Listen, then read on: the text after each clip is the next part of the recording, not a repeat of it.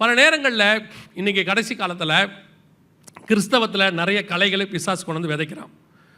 நல்லா கவனிச்சுக்கோங்க. கிறிஸ்தவத்துக்குள்ள, சபைகளுக்குள்ள, உபதேசங்களுக்குள்ள முந்தியெல்லாம் ஒரு சர்ச் இருக்கும், ஒரு பாஸ்டர் இருப்பார், அவர் நமக்கு போதிப்பார், அது மட்டும்தான் சத்தியமாக இருந்துச்சு.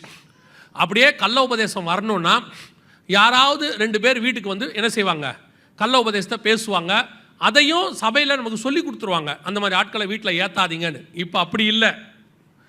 கள்ள உபதேசம் எல்லா வகையிலையும் வருது. செல்ஃபோன் வழியாக வருது, வாட்ஸ்அப் வழியாக வருது, ஃபேஸ்புக் வழியாக வருது, எல்லா வகையும் வருது.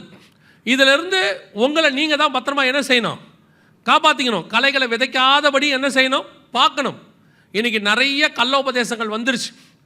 இதை கொஞ்சம் பேர் இன்றைக்கி யூடியூப்லேயும் அல்லது ஃபேஸ்புக்லேயும் கொஞ்சம் பேர் என்ன செய்கிறாங்க, இதை சரி பண்ணணும்னு நினைக்கிறாங்க. சரி பண்ணுறதுக்கு என்ன பண்ணுறாங்க, இந்த கள்ள உபதேசம் பேசுகிற ஊழியக்காரங்க அவங்கள எல்லாம் இவங்க டார்கெட் பண்ணி வீடியோஸ் போட்டு, இவர் இந்த மாதிரி பண்ணுறாரு, அவர் அந்த மாதிரி பண்ணுறாரு அப்படின்னு ஆரம்பித்து இவங்க நிறைய வீடியோஸ் போகிறாங்க. இந்த கிரிட்டிக்ஸ், இந்த வீடியோஸ் எல்லாம் நிறையா லைக்ஸு, நிறைய வியூஸ் போகும்போது அவங்க என்ன செய்கிறாங்க, நல்ல விஷயத்தை தான் ஆரம்பிக்கிறாங்க ஆரம்பத்தில். அப்புறம் போக போக வீடியோ போடணுமே, அப்புறம் ஒவ்வொரு ஊழியக்காரனையும் குறைய கண்டுபிடிக்கிறாங்க. இவர்கிட்ட என்ன குறை இருக்குது, இவர்கிட்ட என்ன குறை இருக்குது, குறை கண்டுபிடிச்சி வீடியோ போடணும், வீடியோக்காக குறை கண்டுபிடிக்க ஆரம்பிச்சிட்டாங்க.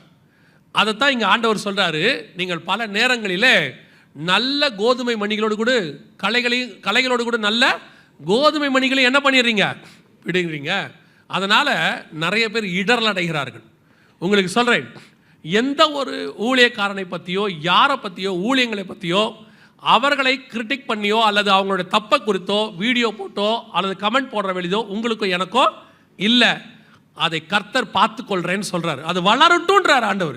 அவங்க வசனம் கீழே சொல்கிறார் பாருங்களேன், அதற்கு அவன் வேண்டாம், களைகளை பிடுங்கும் போது நீங்கள் கோதுமையும் வேரோடு பிடுங்காதபடிக்கு 2ஐயும் அறுப்பு மட்டும் வளர விடுங்கள். வளரட்டும்.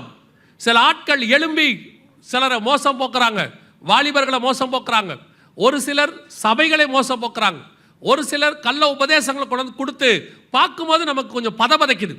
என்னடா இப்படியெல்லாம் பண்ணுறாங்களே, கொஞ்சம் வேகமாக கோபமாக மெசேஜ்லையும் பேசிடுவோம். ஒரு 10 வருஷத்துக்கு முன்னாடி ஒரு ஊழியக்காரர் எழும்பி சபைகளுக்கு விரோதமாக, ஆத்துமாக்களுக்கு விரோதமாக நிறைய காரியம் செஞ்சார். அப்போ நாங்கள் ரொம்ப வேகமாக மெசேஜில் இவர் இப்படி செய்கிறாரு, அந்த மாதிரி செய்கிறாரு, அவர் திருடுறாரு, இப்படிலாம் பேசினோடனே ஒரு நாள் ஆவியானவர் கேட்டார், எதுக்கு இவ்வளோ கோவப்பட்ட, ஏன் உன் மாம்சத்தை கொண்டு வந்து புல்பீட்டில் நுழைக்கிற, ஏன் அவங்கள பற்றி இப்படி பேசுகிற, ஆண்டவரே இந்த மாதிரிலாம் செய்கிறாங்க, எலியா மாதிரி நம்மளும், நான் ஒருவன் மாத்திரம் மீந்திருக்கிறேன் அப்படின்ற மாதிரி, ஆண்டவரே இவர்கள் இப்படிலாம் செய்கிறாங்க. ஆண்டவர் சொன்னார், எனக்கு தெரியாமையா வளருது, அது நான் தான் வளர விட்டுருக்கிறேன், அதை எப்போ பிடுங்கணும்னு எனக்கு தெரியும். உன் வேலை அவன் கெட்டவன் சொல்கிறதில்ல, உன் வேலை நான் நல்லவர்னு சொல்கிறது. இயேசு தெய்வம் என்று சொல்வது மட்டும்தான் நம்ம வேலை. எவன் கெட்டவன் சொல்கிறது நம்ம வேலை இல்லை. நீங்கள் எவன் கெட்டவன் என்று சொல்லுவதனால உங்களுக்கு பரலோகத்துக்கு எந்த ஆதாயமும் இல்லை. ஆனால் இயேசு நல்லவர் என்று சொல்லுவதனால ஒரு ஆத்மா ரட்சிக்கப்பட்டா உங்கள் கணக்கில் அது பரலோகத்துக்கு வந்துவிடும். நீங்கள் இந்த வேலையை நிறுத்திடுங்க, கலைகளை பிடுங்கிற வேலையை நிறுத்திடுங்க. கர்த்தரே பார்த்துக்கொள்வார். கர்த்தருக்கு தெரியும் அதை எப்போ என்ன செய்யணும், ஏது செய்யணும், கர்த்தருக்கு நல்லா தெரியும். பலர் இந்த கிரிட்டிக்ஸ் வேலையை செய்யறதுல உங்களுக்கு தான் ஆபத்து. நீங்கள் 10 கலைகளை பிடுங்கலாம், ஒரு கோதுமை மணியை பிடுங்கினாலும் கர்த்தர் உங்கள்கிட்ட கணக்கு கேட்பார். ஒரு ஊழியக்காரனை பற்றி தப்பாக வீடியோ போட்டுட்டீங்க, அதனால் ஒரு 10 பேர் இடரல் அடைஞ்சிட்டானா, இடரல் அடைய பண்ணுகிறவனுக்கு எந்திர கல்னு பைபிள் சொல்லுது. நம்முடைய வேலை அதெல்லாம் கிடையாது. எவன் கெட்டவன் ஆராயறதே கிடையாது. எழும்பட்டும், பேசட்டும். கமாலியல் சொல்கிறார் அப்போஸ்தலர் நடவடிக்கைகளில், இப்படி யாராவது எழும்பும் போது அவங்கள ஏதாவது பண்ணணும்னு சொல்லி சங்கம் உட்காந்து பேசும்போது கமாலியல் சொல்கிறாரு, விட்டுருங்க, அது கர்த்தரால் வந்திருக்குமானால் உங்களால் அதை தடுக்க முடியாது. அது கர்த்தர் இல்லாமல் வந்திருக்குன்னா அதுவே தானாக ஒளிந்து போகும். நான் சாட்சியாக சொல்லுவேன், நான் 10 வருஷத்துக்கு முன்னாடி பேசின அந்த ஊழியக்காரர் இப்பொழுது இல்லை. கர்த்தர் அவரை அந்த கலையை அப்புறப்படுத்திட்டார், அதாவது ஊழியத்திலேருந்து அப்புறப்படுத்திட்டார். அதுக்கு தான் உங்களுக்கு சொல்கிறேன், பல நேரங்களில் இந்த கோதுமை மணிகளை நாம் பிடுங்கிற கலைகளை பிடுங்க நினச்சிக்கிட்டு கோதுமை மணிகளையும் பிடுங்க தொடங்கி விடுகிறோம்.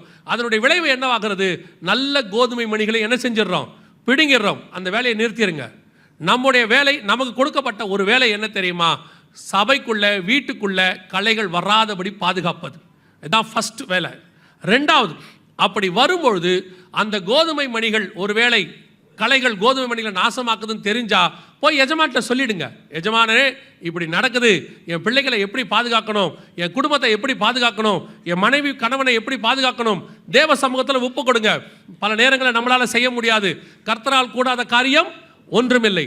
கண்டிப்பாக நீங்கள் ஜெபிக்கும் பொழுது உங்கள் குடும்பத்தை மாற்றி அமைக்க தேவன் வல்லமை உள்ளவராக இருக்கிறார்.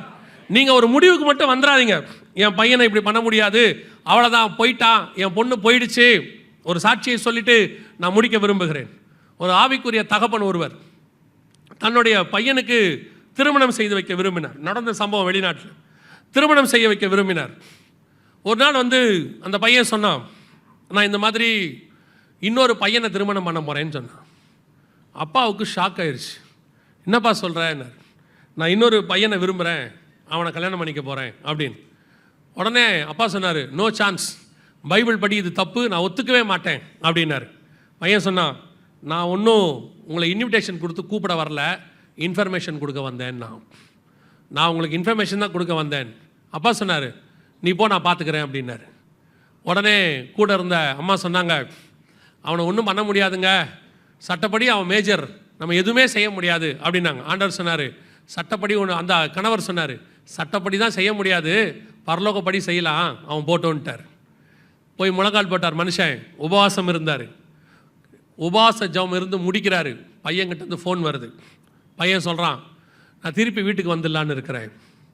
என்ன விஷயம் என்னன்னு தெரில, நான் செய்கிறது தப்புன்னு தோணுது, நான் வந்துடுறேன். இப்போ அந்த பையன் வேறொரு பொண்ணை, அவங்க பார்த்த பொண்ணை திருமணம் செய்து அவன் இருக்கிறான். சாட்சியாக தான் சொல்கிறேன், எப்பேற்பட்டவனையும் மாற்ற தேவனால் முடியும். உங்கள் ஜெபத்திற்கு அப்படி ஒரு வல்லமை உண்டு. நீங்களே என்ன செஞ்சிடாதீங்க, அவ்வளோதான் முடிஞ்சிருச்சு, அவ்வளோதான் சான்ஸே இல்லை, எல்லாம் இல்லை. பெற்றோருடைய கண்ணீருக்கு எல்லா நாளும் தேவன் பதில் கொடுக்கிறவராக இருக்கிறார். நீங்கள் அவங்க பிள்ளைங்க ஒரு வேளை உங்கள் கையை விட்டு போயிட்டாங்கன்னா நீங்கள் பாதுகாக்க வேண்டியது உங்கள் பொறுப்பு தான். போயிட்டாங்க, உங்கள் கையை விட்டு அவங்க போயிட்டாங்க, வேறு வழியே இல்லை, என்ன பண்ணலாம்? நீங்கள் அவங்கள திருத்தறதுக்கு அட்வைஸ் பண்ணீங்க, எல்லாம் பண்ணிட்டீங்க. அதை விட்டுட்டு அதை தாண்டி வேறு எதுவும் குறுக்கு வழியில் போய் திருத்தணும்லாம் நினைக்காதீங்க.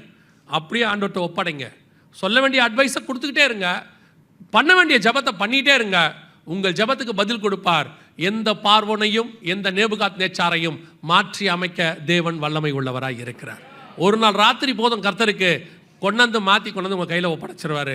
தேவன் மீண்டும் உங்கள் களைகளை அப்புறப்படுத்தி விட்டு நல்ல கோதுமை மணிகளாய் மாற்றி கொடுக்க வல்லமை உள்ளவராய் இருக்கிறார். அல்லேலூயா. ஒரு நாள் வரும், அந்த கடைசி வசனத்தை வாசிங்க, முடிக்கலாம். 13ஆம் அதிகாரம் மத்தேயு எழுதின சுவிசேஷம் 30வது வசனத்தை வாசிங்கள். அறுப்பு காலத்தில் நான் அறுக்கிறவர்களை நோக்கி, முதலாவது களைகளை பிடுங்கி அவைகளை சுட்டெரிக்கிறதற்கு கட்டுகளாக கட்டுங்கள், கோதுமையோ என் களஞ்சியத்தில் சேர்த்து வையுங்கள் என்பேன் என்று சொன்னான். ஒரு காரியத்தை மாத்திரம் நன்றாக மனதில் வைத்துக் கொள்ள வேண்டும். வாலிபர்களுக்கு நான் சொல்கிறேன், சொல்லி முடிக்கிறேன். இந்த காலத்தில் நீங்கள் பார்க்கக்கூடிய பெரும்பான்மையானவைகள் கலைகள். நான் ஊழியக்காரங்களையும் சேர்த்து சொல்கிறேன், நிறைய ஊழியக்காரர்கள் கலைகளாக இருக்கிறார்கள்.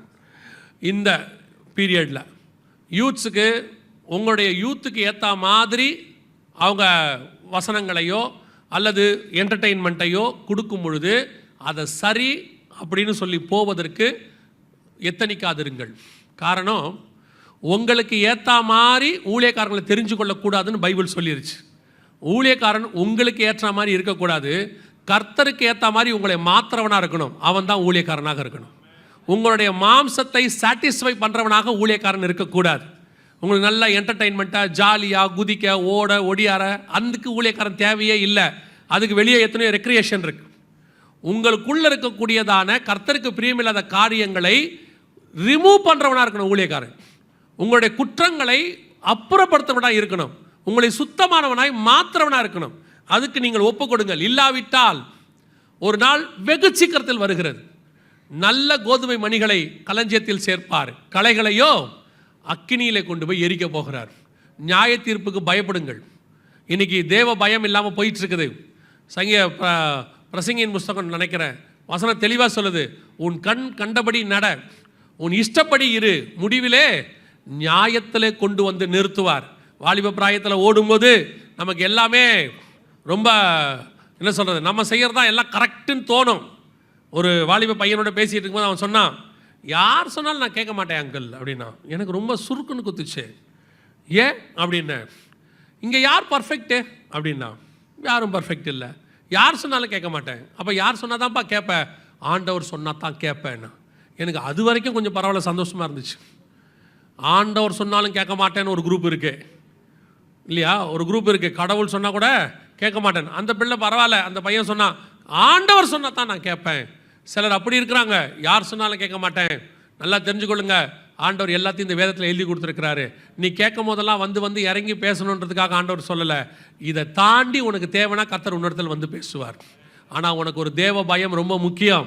எது செஞ்சாலும் கரெக்டு, என்ன பண்ணாலும் கரெக்டு, நாம் செய்கிறதெல்லாம் பர்ஃபெக்டாக இருக்குது. சிலர் பார்த்தீங்கன்னா நல்லா படிப்பான், மற்ற சேட்டைகளும் கூட்டம் இருக்கும். இந்த நல்லா படிக்கிறத வச்சுக்கிட்டு சேட்டைகளை ப்ளஸ் பாயிண்ட்டாக எடுத்துப்பான். எல்லாரும் சொல்லுவாங்க அவனுக்கு என்னங்க நல்லா படிக்கிறான், இந்த படிப்பை வச்சுக்கிட்டு இதை எடுத்துப்பான். நீ எவ்வளோ படிக்கிற எவ்வளோ படிக்கலைங்கிறது முக்கியம் இல்லை, கர்த்தருக்கு முன்பாக உண்மையாக இருக்கிறியான்றது தான் முக்கியம். ஏன்னா உன் படிப்பை பார்த்து கர்த்தர் பரலோகத்தில் சேர்க்க பார்க்கறதில்ல, உன் உண்மையை பார்த்து தான் பரலோகத்தில் சேர்க்க போகிறார். நிறைய பேருக்கு இந்த ஒரு வேலை கிடச்சிருச்சு, நல்லா சம்பாதிக்க ஆரம்பித்த உடனே ஒரு துணிகரம் வந்துடுது ஆட்டோமேட்டிக்காக. ஏன் இஷ்டம், நான் செய்வேன், என் லைஃப் நான் அமைச்சுப்பேன். இல்லை, அது உன் லைஃப் இல்லை, கர்த்தர் உனக்கு கொடுத்த லைஃப். அதை எப்படி அமைக்கணும்னு கர்த்தர் தான் சொல்லி கொடுத்துருக்கிறாரு. உன் காலங்கள் அவருடைய கரத்தில் வரையப்பட்டிருக்கு. ரொம்ப நீங்கள் இந்த வேலை கிடச்சி சம்பளம் கிடச்ச உடனே எல்லாமே கரெக்டாகிடுச்சு, ஃப்யூச்சரே நம்மக்கிட்ட இருக்குன்னு நினைக்காதீங்க. ஆண்டவர் நினச்சாருன்னா அவ்வளோ பெரிய வண்டியை சின்ன முள் வச்சு குத்தி பஞ்சராக்கி ஓரமாக நிற்க வச்சுருவார். வண்டியில் பெட்ரோல் இருக்கும், எல்லாருக்கும் லைசன்ஸ் இருக்கும், ஆர்சி புக் இருக்கும், குட்டியோண்டா ஒரு முள்ளை குத்த விட்டு காற்றை பிடிங்கி விட்டுருவார். நடு ரோட்டில் இருட்டில் நின்றுக்கிட்டு இருக்கணும், ஜாக்கி போட்டு மாட்ட கூட தெரியாது உங்களுக்குலாம். இப்போ ஓரமாகவே நின்றுக்கிட்டு இருக்கணும். கர்த்தர் உன் வாழ்க்கையை ஃபியூஸ் பிடுங்கிறதுக்கு எந்த நிமிஷமும் ஆகும். கர்த்தர் உண்மையில் கிருபையாக இருக்கிறார். தேவ பயம் ரொம்ப முக்கியம். படிப்பை வச்சுக்கிட்டு சம்பாத்தியத்தை வச்சுக்கிட்டு கிடைக்கிற 4 ஃப்ரெண்ட்ஸ் உங்கள்கிட்ட பேசுவான், உனக்கு என்னடா நீ நினச்சா ஆவும்பா, அவன்லாம் உனக்கு கவுக்குறான்னு அர்த்தம். கவுக்குறான்னு அர்த்தம். ரொம்ப கேர்ஃபுல்லாக இருந்து கொள்ளுங்க. ஒருவேளை நான் சொல்லுகிறது கண்டிப்பாக இருக்கும். நான் உங்களுடைய வாலிப பிராயத்தை தாண்டி வந்தவன் என்கிறதுனால சொல்லுகிறேன். தாண்டி வந்தன்ற ஒரே காரணம் எனக்கு தெரியும். அந்த வாலிப பிராயத்தில் நம்ம மைண்டு என்ன யோசிக்கும், என்ன பண்ணுவோம். இப்போ இருக்கிறவங்க அப்போ இருக்க வாலிபரை விட 2 மடங்கு வைப்ரண்ட்டாக யோசிக்கிறாங்க. ரொம்ப கேர்ஃபுல்லாக இருந்து கொள்ளுங்க. இந்த படிப்பு சம்பளம் இது எல்லாமே ஒரு டெம்பரவரி. நினச்ச ஆண்டவர் ஒரு நிமிஷத்தில் எல்லாத்தையும் எடுத்துருவார். எதிர்காலத்தை கேள்விக்குறியாக்கி விட்டுருவார். என்ன பண்ணுறதுனே தெரியாமல் பண்ணி விட்டுருவார். ஆனால் நீ கர்த்தரை மட்டும் பிடிச்சிக்கிட்டினா புழுதியில் இருந்த உன்னை கொண்டு போய் ராஜாக்கள் மத்தியில் உட்கார வைக்க கர்த்தரால் முடியும். கர்த்தர் உன்னை ஆசீர்வதிக்கத்தான் விரும்புகிறார். உன்னை கர்த்தர் எப்பவுமே நல்லா வைக்கத்தான் விரும்புகிறார். உன் பெற்றோரை விட கர்த்தர் உன்னை நல்லா வைக்க விரும்புகிறார். ஆனால் கர்த்தர்கிட்ட மோதிடாத. கல் மேலே மோதின நொறுங்கி போயிடுவேன். நான் எச்சரிப்பாக சொல்லிட்டு தான் முடிக்கிறேன். கர்த்தர் உன்னை அதிகமாய் நேசிக்கிறார். ஆனால் அதிகமாய் நேசிக்கிற பிள்ளையையும் சிட்சிக்கவும் செய்கிறார். தப்பு செய்யும்போது கர்த்தர் எவனை அதிகமாக நேசிக்கிறாரோ அந்த பிள்ளையை சிட்சிக்கவும் செய்கிறார். சும்மா இன்னைக்கு இருக்கக்கூடிய சில ஃபேண்டசியாக சில ஆட்கள் பேசுவாங்க, அப்படி பண்ணால் தப்பு இல்லை, இப்படி பண்ணால் தப்பு இல்லை, அதை செஞ்சால் தப்பு இல்லை. கிடையாது. எப்படி வேணாலும் வாழ்னாங்கன்னு பைபிள் சொல்லவே இல்லை. இப்படித்தான் வாழணும்னு பைபிள் சொல்லியிருக்கு. அப்படித்தான் வாழணும். அந்த ஆட்கள் தான் பரலோகத்துக்கு போக முடியும். சிலரை பார்த்துட்டு நீ உன்னை சூடு போட்டுக்காத, அவர் அப்படி இருக்காரு, இவர் இப்படி இருக்காரு. அவரெல்லாம் கர்த்தர் அப்படியே ஓட விட்டுருக்கிறாரு. இந்த மரத்தை அப்படியே வளர விட்டுருக்கிறாரு. ஒரு நாள் வெட்டுவார். கூட சேர்ந்து நீ வெட்டப்பட்டுறாரு. நீ ஆண்டவரை பிடிச்சிக்கோ. நல்ல சபை கொடுத்துருக்கிறார் ஆண்டவர், நல்ல உபதேசம் கொடுத்துருக்கிறாரு. கடைசி வரைக்கும் நீ இப்படியே போயிட்டீன்னா கர்த்தர் உன்னை மீட்க வல்லமை உள்ளவராக இருக்கிறார். அல்லேலூயா. நாம் ஜெபிக்க போகிறோம் தேவ சமூகத்தில். எழுந்திருக்கலாமா? நாம் எல்லாம் கண்களை மூடுவோம். சபை என்பது நம்முடைய ஆத்மாவுக்கு வார்த்தைகளை கொடுக்குற இடம். நம்ம பல நேரத்தில் சபையை நம்முடைய மாம்சத்தின் ஆசீர்வாதத்துக்கு கிடைக்கிற வார்த்தைக்காக மட்டும் பயன்படுத்துகிறோம். சபைக்குள்ள உட்காந்தா வாக்குத்தத்தம் வரும், வசனம் வரும், நான் எதிர்பார்த்துருக்கிறபடி ஆசீர்வாதத்தை பற்றி பேசுவாங்க, நான் எனக்கு இது கிடைக்கும் அது கிடைக்கும்னு சொல்லுவாங்க அப்படின்னு நீங்கள் எதிர்பார்க்குறீங்க. சில நேரங்களில் கர்த்தர் அதையும் செய்கிறார். அதை விட ரொம்ப முக்கியம், உங்கள் சரீரத்தை விட கர்த்தருக்கு உங்கள் ஆத்மா ரொம்ப முக்கியம். ஏன்னா உங்கள் சரீரம் ஏதோ ஒரு காலகட்டத்தில் பூமியை விட்டு போயிடும். ஆனால் உங்கள் ஆத்மா நித்தியமாய் பரலோகத்துக்கு போகும். அதுக்கு தான் கர்த்தர் அதிகமாக பேசுவார். உங்கள் ஆத்மாவுக்கு தேவையான செய்திகளை கொடுக்கறதுக்கு தான் கர்த்தர் சர்ச்சு வச்சிருக்கிறார். இந்த ஆத்மா மண்ணோட ஒட்டிக்கிட்டு இருக்குதா, இல்லை இந்த ஆத்மா மான்கள் நீரோடைய வாஞ்சிக்கிறது போல கர்த்தரை வாஞ்சிக்குதா? ரெண்டையும் நீங்கள் பார்த்துக்கணும். இந்த உலக பிரகாரமாக நீங்கள் சந்தோஷமாக இருக்கிறத கர்த்தர் தடையாக சொல்லலை. ஆனால் கர்த்தரை விட்டுட்டு ஒரு சந்தோஷம் உலகத்தில் கிடையவே கிடையாது. கர்த்தர் கொடுக்குற சந்தோஷம்தான் நித்தியமானது. இந்த உலகத்தின் சந்தோஷம் கொஞ்ச நேரம் இருக்கும், சில மணி நேரம் இருக்கும், சில நிமிஷங்கள் இருக்கும், சில ராத்திரிகள் இருக்கும். ஆனால் அது அழிந்து போகும், அழிவுக்கு நேராக நடத்தும். ஆனால் கர்த்தர் கொடுக்கிற சந்தோஷம் நித்தியமானது, நிரந்தரமானது, பரலோகம் வரைக்கும் வரும். அதனால் இந்த அற்பமான புல்லுக்கு ஒப்பான இந்த மாதிரி பாவங்களை விட்டுட்டு கர்த்தரை நோக்கி பார்க்க தொடங்குங்க. கர்த்தரோ நித்தியமாய் நடத்த வல்லமை உள்ளவராய் இருக்கிறார். கோதுமை மணிகள் நல்லா வளருகிற காலம். களைகளை விதைக்காதபடி பெற்றோர் பாதுகாத்துக் கொள்ளுங்க. களைகளை விதைக்காதபடி ஊழியக்காரங்க பாதுகாத்துக் கொள்ளுங்க. சபைகளுக்குள்ள இப்படிப்பட்ட காரியங்கள் வராதபடி பாதுகாத்துக் கொள்ளுங்க. நீங்க நித்திர பண்ணீங்க, உள்ள வந்துடும். நீங்க கொஞ்சம் ஆவிக்குரிய வாழ்க்கையில சோர்ந்து போனீங்க, வந்துடும். கொஞ்சம் ஆவிக்குரிய வாழ்க்கையில சூரச்செடிக்கு கீழே படுத்துட்டீங்க, வந்துடும். நித்திரை பண்ணாதபடிக்கு எச்சரிக்கையா இருங்க. பெற்றோர் உங்கள் பிள்ளைகளுக்கு நீங்க எல்லாத்தையும் வாங்கி கொடுக்குறீங்க, நல்லது. அதை விட ரொம்ப முக்கியம் உங்க பாதுகாப்பு. அப்பா பார்த்துக்கிட்டு இருக்கிறாரு, அம்மா பார்த்துக்கிட்டு இருக்கிறாங்க, அப்பா அம்மாவுக்கு தெரிஞ்சா ஆபத்தா முடிஞ்சிரும் அப்படிங்கிற பயம் இருந்துகிட்டே இருக்கணும் பிள்ளைகளுக்கு. அப்பா தானே அம்மா தானே பார்த்துக்கலாம் அப்படின்னு அவன் நினைச்சிட்டானா, யூ ஆர் ஃபெயிலியர் பேரண்ட்ஸ். நீ பாதுகாப்பாக கொடுக்கப்பட்டவன். வேலி, நீங்க தோட்டத்துக்கு வேலி அடைக்கப்பட்டவங்க மாதிரி. நீங்க உள்ளுக்குள்ள எந்த மிருகமும் வராமல் பார்த்துக்கோங்க. இன்னைக்கு சில துணிகரமான பெற்றோர் இருக்கிறாங்க. தங்கள் சந்தோஷத்துக்காக பிள்ளைகள் எக்கேடு கெட்டாலும் பரவாயில்லன்னு நினைக்கிற பிள்ளைகள் பெற்றோர் கொஞ்சம் பேர் இருக்கிறாங்க. தங்க செய்கிற தப்பை பிள்ளைங்கிட்ட மறைக்கிறதுக்கு காசை கொடுத்து பொருட்களை வாங்கி கொடுத்து இவங்க பாவம் அவங்களுக்கு தெரியாமல் இவங்க பார்த்துக்கிறாங்க. முடிவிலே கர்த்தர் கொண்டு வந்து நியாயத்தில் நிறுத்துவார். கேர்ஃபுல்லாக இருந்து கொள்ளுங்க. நீ அவனுக்கு முன்மாதிரியாக இருக்க வேண்டியவன். அவனுக்கு முன்பாக நீ பாவியா தலை குனிஞ்சு நிற்காத. நாம எப்படி இருக்கிறோமோ அப்படித்தான் நம்ம சந்ததி. பெற்றோர் தப்பு செஞ்சா கூட பிள்ளைகள் நல்லா இருக்கணும்னு நினைக்கணும். ஆனால் இன்னைக்கு பெற்றோர் பிள்ளைகள் எக்கேடு கெட்டாலும் போலான்னு நினைக்கிற ஒரு சந்ததி பெற்றோர் உருவாயிட்டாங்க. அதில் நீங்களும் நானும் இருக்கக்கூடாது. கடைசியாய் உங்கள் பிள்ளைகளை கர்த்தர் கையில் ஒப்படைங்க பார்ப்போம். கர்த்தருக்கு ஒப்பு கொடுங்க. உங்கள் பிள்ளை டாக்டர் ஆகணும், இன்ஜினியர் ஆகணும்னு எல்லாரும் நினைக்கிறீங்க. அப்படி தான் உலகத்தில் இருக்கிற எல்லாரும் நினைக்கிறாங்க. ஏன் நீங்கள் உங்கள் பிள்ளை ஊழியக்காரனாகணும்னு நினைக்கக்கூடாது? ஏன் அவன் கர்த்தருக்காக வைராகமாக எழுமணும்னு நினைக்கக்கூடாது? இன்ஜினியரிங் டாக்டருங்கிறது ஏதோ உங்களுக்கு கவர்ச்சியான ஒரு எதிர்காலம் மாதிரி தெரியுது. கர்த்தர் கரத்தில் ஊழியக்காரனுங்கிறது நித்தியமான ஆசீர்வாதத்துக்குரிய பணி. அது நித்திய ஆசீர்வாதத்துக்கான வேலை. உன் குடும்பத்தில் ஒரு ஊழியக்காரன் வந்துட்டானா அவன் நிமித்தம் உன் குடும்பத்தையே கர்த்தர் பாதுகாத்துருவார். நோவாவின் நிமித்தம் அவன் குடும்பமே பாதுகாக்கப்பட்டது. பாருங்க, பாஸ்டர் தன்னுடைய பிள்ளைகளை ஊழியத்துக்கு ஒப்பு கொடுத்தார். இன்னைக்கு எவ்வளோ ஆசீர்வாதம் என்பதை பாருங்க. கண்கூடான ஒரு சாட்சி.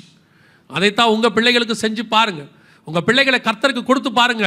உங்கள் பிள்ளைகள் கலைகளாக அல்ல, நல்ல கோதுமை மணிகளாக வளர கர்த்தர் கிருபை பாராட்டுவார். நாம் ஒப்பு கொடுத்து ஜெபம் பண்ணுவோமா? அப்படி ஜெபிக்க விரும்புகிறவங்க கரங்களை ஆண்டவருக்கு நேராக உயர்த்தி, ஆண்டவரே, என்னுடைய வயல், என்னுடைய தோட்டம், என்னுடைய வீடு, என்னுடைய சபை கர்த்தருக்கு முன்பாக 100% கோதுமை மணிகள் உள்ளதான சபையாக, வீடாக மாறட்டும். ஆண்டவரே, ஒப்பு கொடுத்து ஜெபம் பண்ணுவோமா? சர்வ வல்லமை உள்ள எங்கள் தகப்பனே, இந்த அருமையான வேலைக்காய் ஸ்தோத்திரம். தேவனாகிய கர்த்தர் இம்மட்டும் நடத்தி கொண்டு வந்த தயவுகளுக்காய் நன்றி. வந்திருக்கிற ஒவ்வொருத்தருடைய குடும்பத்தையும் ஒப்புக் கொடுக்கிறோம். கர்த்தர் பொறுப்பெடுத்துக் கொள்வீராக, ஆசீர்வதிப்பீராக. அந்த குடும்பங்கள் கர்த்தருக்கு முன்பாக எப்பொழுதும் நிற்பதாக. ஆண்டவரே, தீங்கும் அணுகாதபடி கர்த்தர் வேலி அடைத்து பாதுகாத்துக் கொள்ளுங்க. குடும்பங்களுக்கு விரோதமாய் உருவாக்கப்படுகிற எல்லா ஆயுதங்களும் வாய்க்காதே போகட்டும். நீர் மாத்திரம் மகிமைப்படுங்க. எங்கள் ஆண்டவர் இயேசு கிறிஸ்துவின் நாமத்தில் ஒப்பு கொடுத்து ஜெபிக்கிறோம் எங்கள் ஜீவனுள்ள நல்ல பிதாவே.